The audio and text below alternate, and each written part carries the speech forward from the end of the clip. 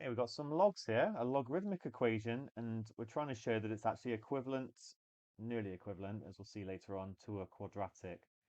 So let's try and use our rules of logs. Log AB, we're multiplying them inside the log, is log A plus log B.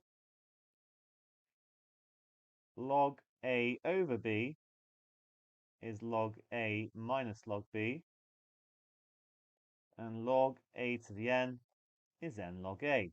Those are our three rules of logs we need here.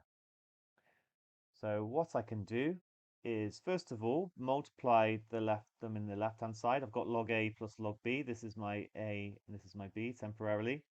So log to base 2, x plus 3 times x plus 10 is equal to 2 plus log to base 2 of x squared. I can raise the power because of that third rule.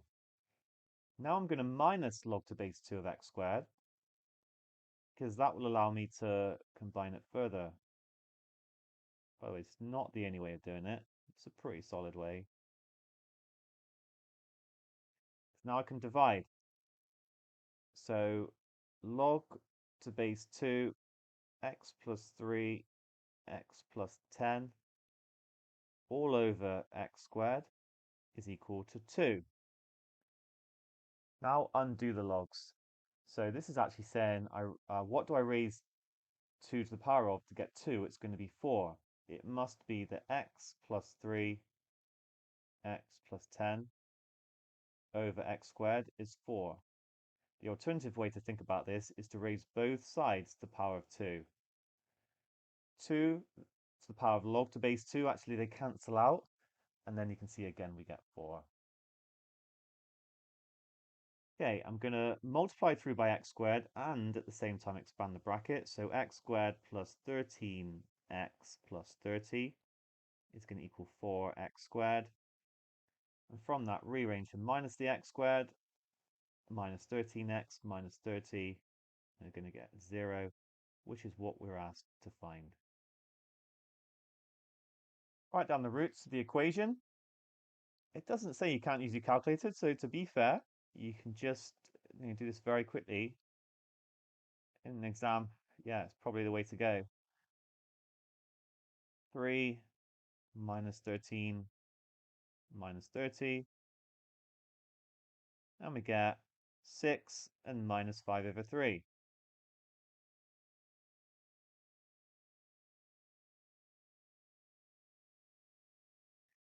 This actually tells us that it would factorize, and if that's your go-to, fair enough. It's going to be 3x. Actually, it's my go-to, to be fair. I normally try and factorize it. Okay, it's actually 30 has quite a few factors, so it's not the easiest, to be fair. But if we go with 6 here to get 18 and 5 here to get 5, put a minus there, minus 18 plus 5, it does work out, check out, and you'll get 6 and minus 5 over 3. Hence state which of the roots in part B1 is not a solution. So right at the start of the question, I talked about the fact that they're not perfectly equivalent because there's some restrictions in this equation that are not present in the second equation. For logs, we have to have x being greater than 0 to get, well, particularly this one here, so that we get a real number out of it. Essentially, for A-level maths, you just have to have, yeah, your arguments of the log, the thing that you're putting in, to be positive. It can't even be 0. If x is 0, then this one's fine and this one's fine. There's less restrictions on them, but this is the one that underpins it. When we go down to here, we kind of seem to lose that restriction. Technically, we should write down that x is greater than 0 when we've undone the logs, just to, as an extra condition. Or you can remember it and put it in at the end, which is, as long as you've kind of made a mental note of it, or you substitute back in or check it, then you'll be okay. So state which of the roots is not a solution. X equals minus 5 over 3 is not a solution because it's negative.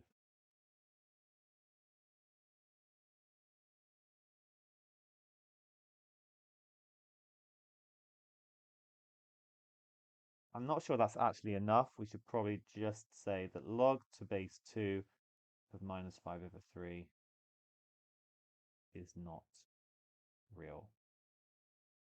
That's it. Well done.